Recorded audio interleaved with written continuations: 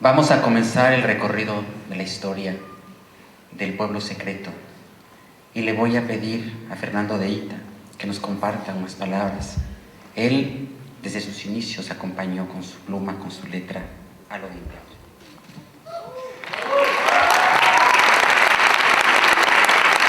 Luego de repasar algunos de los videos de Lodin, me salió este título: El futuro fue ayer. Tengo la impresión de que hoy estamos saludando a un viejo marinero que ha navegado por muchos mares cantando la canción de sus pueblos e inventando la propia con retazos de memoria, realidad, tradición y humanismo. Grotowski decía que solo Eugenio Barba podía meter tantos condimentos y símbolos en la misma olla y sacar de ahí un guiso exquisito.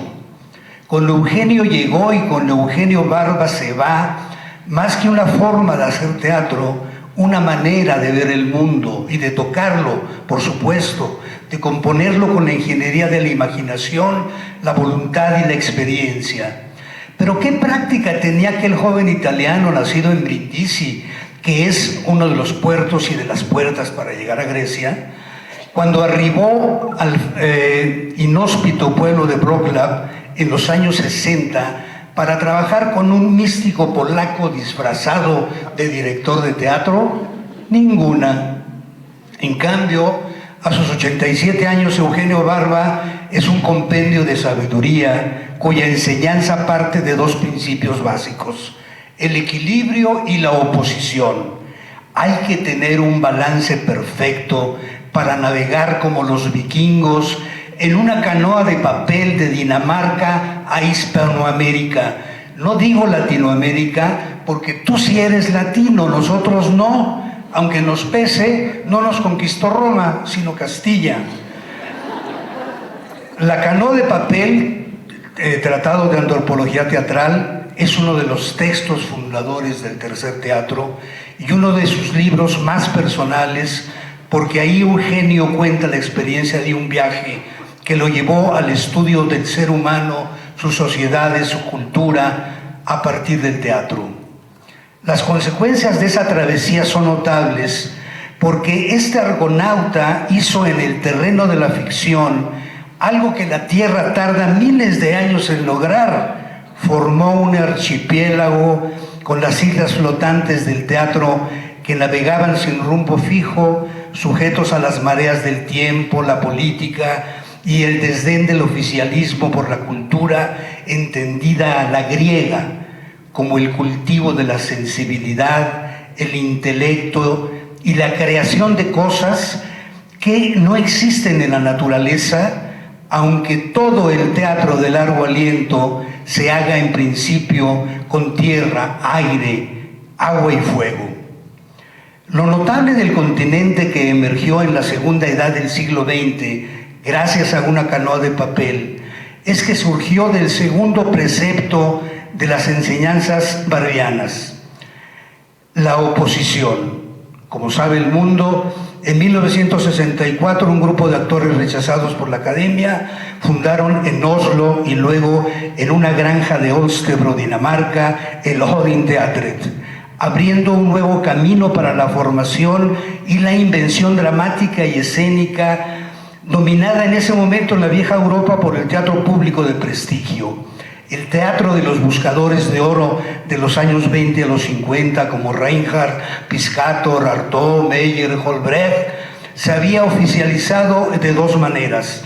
El de Brecht se volvió dogma y el de los clásicos motivo de lucimiento, no de indagación, para saber que el futuro fue ayer, como sabemos hoy. Respecto al tercer teatro, quienes tuvimos la fortuna de participar en los primeros 30 años de Lodin, descubrimos en principio que a la isla de Olstebro se llega en tren, literalmente. Y una vez ahí, el asombro fue hallar un territorio incógnito para la teoría y la práctica del teatro. Antes de que el minimalismo fuera una moda, aquel era un espacio envidiable por su sobriedad y buen gusto. La necesidad hace al órgano, enseña la biología clásica, y Eugenio y su grupo hizo de aquel establo, de aquella isla, el epicentro de la investigación antropológica de Europa y en cierto sentido de Hispanoamérica por la cantidad de aztecas y suramericanos que acudieron a sus aulas, que en tiempos medievales significaba estancia en donde el catedrático enseña a los estudiantes la facultad que profesa. En retrospectiva, podemos observar que el anarquismo, para decirlo en una sola palabra, que impulsó la fundación de Lodin, llevó al vikingo italiano al extremo opuesto, la academia, pero en el sentido original del término. Aquel posible Ragnar Lothbrok se convirtió en Guillermo de Baskerville, el erudito de la novela de Umberto Eco, que busca la verdad sobre el fanatismo intelectual y religioso, aunque no se cruza impunemente por las tradiciones milenarias que Eugenio ha descodificado a su manera, como el Kathakali, el teatro no, la ópera china, sin ser tocado por la trascendencia. En Grotowski era evidente su personal sentido religioso de la vida. Era polaco, nació y murió bautizado. Por sus textos, desde mi punto de vista, la religión de Barba es la de Aristóteles, la naturaleza, mejor dicho, el estudio del proceso que lleva a una rosa a ser la rosa y a un ser humano a repetir un movimiento al grado de convertirlo más que en un gesto, en un concepto de la ira, el amor, la venganza. En el teatro oriental, aquello que los griegos llamaron tecne, es decir, la habilidad para hacer cosas que separan al ser humano del reino animal, como freír la carne cruda, fermentar el vino la uva para hacer vino y representar la vida, es la base de su lenguaje, de su discurso y de su significado. Una ceja más alzada, una voz más grave, un movimiento minimalista de los músculos del cuerpo cambian el sentido de la frase. La codificación del teatro milenario ha pervivido en el tiempo por la percepción neuronal que tiene el público de aquella puntuación de los movimientos, los gestos, los textos y los subtextos del espectáculo. Neuronal porque el amor por la tradición no es solo una construcción cultural, sino biológica. De otro modo, los niños mixes de Oaxaca no soportarían tocar las 10 horas de música de viento que duran sus fiestas en la montaña. El visitante tiene los nervios destrozados a la hora. Música de viento, 70 muchachos tocando trompetas, trombones, etc. No es el momento de preguntárselo, pero me intriga saber cómo logró Eugenio Barba la traslación, la traducción de esas técnicas tan alejadas en el tiempo y el espacio y el imaginario personal y colectivo para el entrenamiento de los actores europeos y americanos. Desde mi perspectiva, los primeros espectáculos de Lodin como Feray de 1969 son más grotowskianos que orientales, y esa influencia llega de algún modo hasta el Evangelio según Oxyrhynchus de 1985, pero nunca como una copia o imitación del modelo, sino como ensayo de su propia articulación entre tradición y actualidad. La influencia negativa en el sentido de los polos opuestos de la energía de su maestro la ubico en la pasión de Grotowski por el misterio revelado, ese tipo de enigma que solo pueden descifrar los elegidos por el maestro, claro está. Y eso puede ser muy esotérico, pero no es teatro para la comunidad, es teatro para los discípulos. ¿Acaso por ello Eugenio Barba dedicó muchos años al trueque cultural que yo confundí en su momento con el intercambio de espejitos por oro de los conquistadores españoles, cuando fue un sincero canje de canciones para decirlo líricamente: mi canto es este, ¿cuál es el tuyo? Si te gusta, te quedas con el mío. Si me gusta el tuyo, me lo llevo.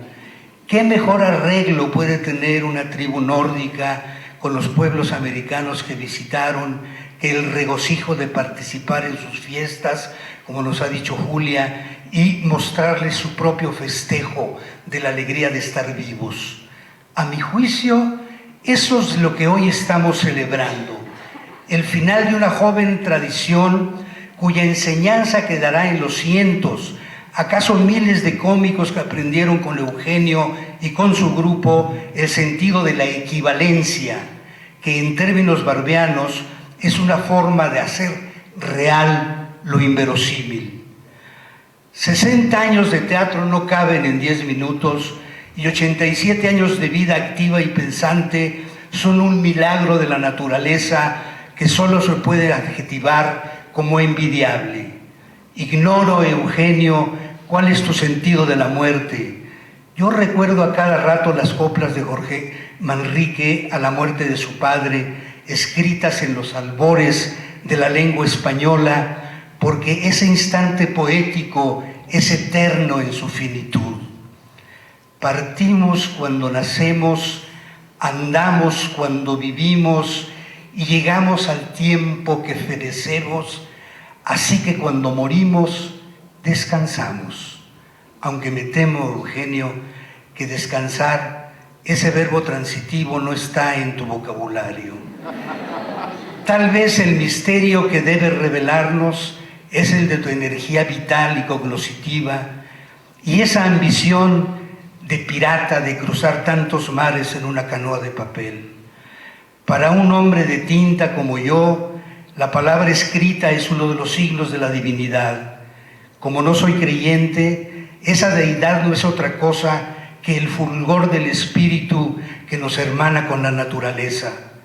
Todo lo que nace muere, pero en ese tránsito, Eugenio Barba, tú has hecho una hazaña que las nuevas generaciones no podrán olvidar porque nunca las conocieron.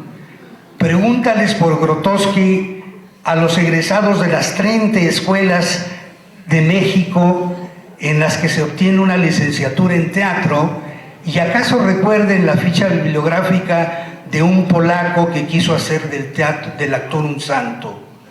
Hoy la tradición dura 1 minuto. No importa, Eugenio, la tuya durará una vida. ¿Acaso la vida de quienes estamos hoy aquí celebrando que tú estés vivo?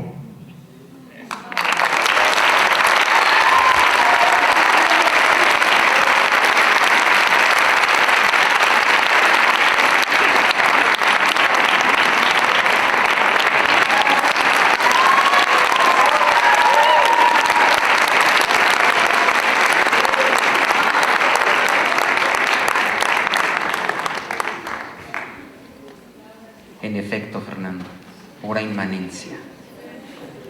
Y nos has dejado en la inmanencia. Y vamos a continuar con esta inmanencia con Patricia Cardona, que desde la percepción del espectador a la dramaturgia del bailarín, en medio está Eugenio Barba. Gracias, gracias.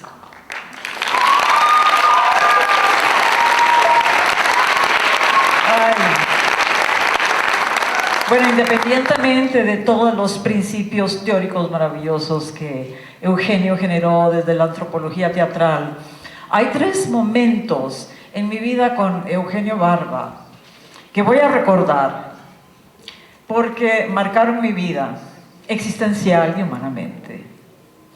El primero fue en Blois, Francia, durante un encuentro de antropología teatral. Y estábamos en un castillo renacentista fríísimo, al lado del río Loira. Era invierno, febrero, algo así. Y entonces, para cerrar el evento de varios días, Eugenio incendió una fogata para que entráramos en calor. Y lo que hizo fue quemar literalmente un ejemplar del libro magistral El arte secreto del actor. Sentado en un círculo, en medio de un círculo enorme, donde estábamos periodistas, directores, antropólogos, bailarines, directores de teatro, Eugenio sobre un piso de piedra maciza, centenaria, literalmente le prendió fuego a lo que muchos consideran el libro sagrado del comportamiento del actor. Entonces, mientras presenciábamos atónitos aquel acto sacrílego, sus palabras también le prendieron fuego a la soberbia basada en la ilusión de lo que es la categoría rígida de cualquier tradición teatral. Entonces, lo que yo entendí de aquel rito apocalíptico, yo era muy joven, es que no hay certezas, no hay recetas, solo hay autocreación, autorrevelación y sobre todo recreación de la tradición, no repetición de la tradición, sino recreación de la tradición misma. Y entendí que detrás de aquella incineración de estilos y escuelas de pensamiento se libera la potencia para la construcción de realidades y obras sostenidas, eso sí, con un rigor científico de la técnica y el lenguaje. Nos invitaba con fiereza y con su didáctica tan particular a construirnos a nosotros mismos desde el poder de la imaginación, de la intuición y del oficio. El segundo momento que descalabró mi sistema nervioso fue en Salento, Italia, donde igualmente se desarrollaba un encuentro de antropología teatral. Entonces, Eugenio me recibió muy sonriente junto con su colega Nicola Sabrese y me mostró las instalaciones de aquel centro vacacional frente al mar donde íbamos a estar hospedados durante varios días. Y de pronto llegamos a un galerón enorme sin paredes de por medio y había cerca de 500 colchones perfectamente alineados con 1 metro de distancia entre uno y otro, tal vez menos. Y yo entré en estado de shock, porque en mi mentecita provinciana, de niña joven latinoamericana, yo no podía concebir cómo íbamos a dormir juntos, las vacas sagradas de la intelectualidad europea, con los bailarines, actores y los periodistas que veníamos de América Latina, tan humildes y tan asustados. Entonces, esto era demasiado para mí, pero hubo un milagro. Se dio un milagro cuando Eugenio de pronto me explicó cuáles iban a ser las reglas de convivencia dentro de ese encuentro. Número 1, silencio absoluto cuando estás dentro del galerón dormitorio a cualquier hora del día. Número 2, silencio absoluto cuando vas a utilizar los baños. Número 3, silencio absoluto cuando vas a tomar los alimentos y hacer otro tipo de tareas. Aquel silencio monástico me salvó la vida, porque de pronto, en ausencia de paredes, vi cómo se levantaban muros de silencio que me protegían. Ese silencio donde tú te vas hacia adentro a tu refugio interior para contemplar, para descansar, para meditar o simplemente para enfurecerte con Eugenio Barba por imponer estas obligaciones, porque había de todo. Había gente furibunda como gente feliz. Entonces entendí que aquella prueba de convivencia forzosa y de silencio obligado, una vez más requería del desprendimiento radical de tus costumbres, ya fuera la compulsión por el parloteo constante o el privilegio de las recámaras individuales. El tercer impacto que quedó grabado en mi corazón fue la celebración de los 40 años de Odín en la diminuta y lejanísima ciudad de Olstebro, en Dinamarca, tan cerca del bravísimo Mar del Norte.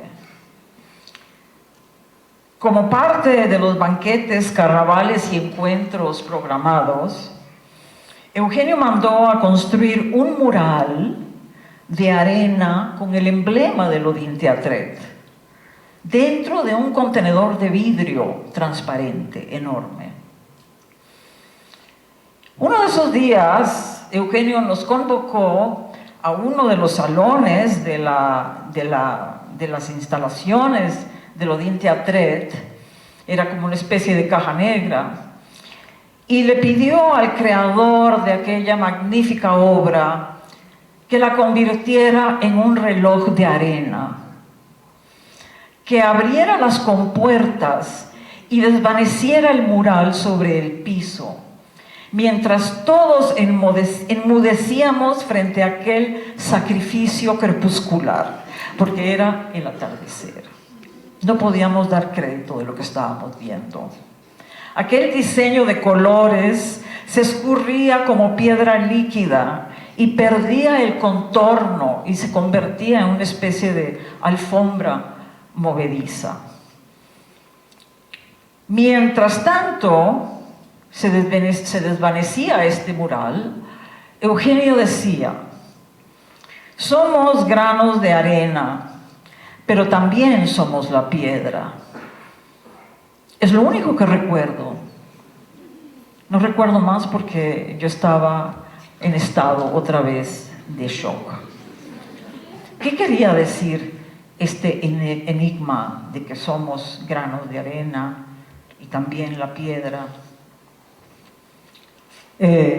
Con el tiempo entendí que hombres y mujeres que son granos de arena han construido una trayectoria sólida como una roca, gracias al milagro de las alianzas, de las redes tejidas desde varios puntos del planeta como granitos de arena que sostienen al Odín.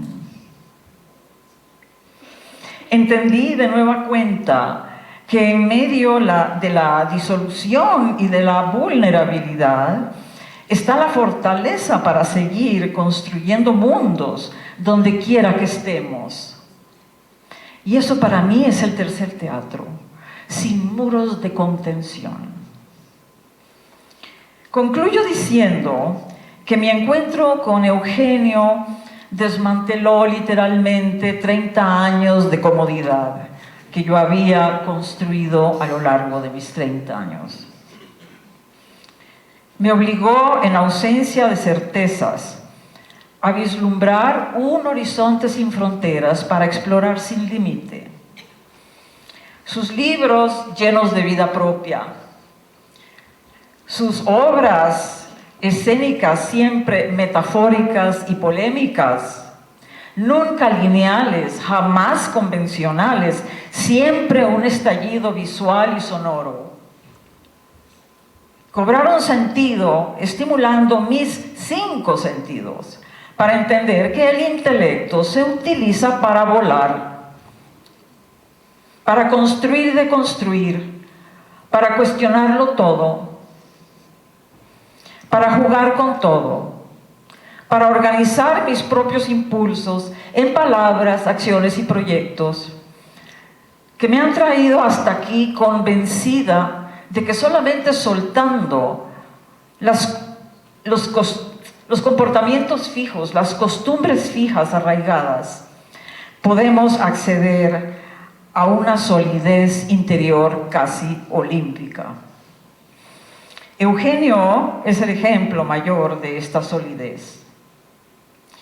Y como una roca, en estos tiempos de disolución y caos, solo los que vuelan muy alto por encima del desastre, como las águilas o como Eugenio, podrán construir con espíritu libre el devenir de arena. El devenir de arena. Gracias.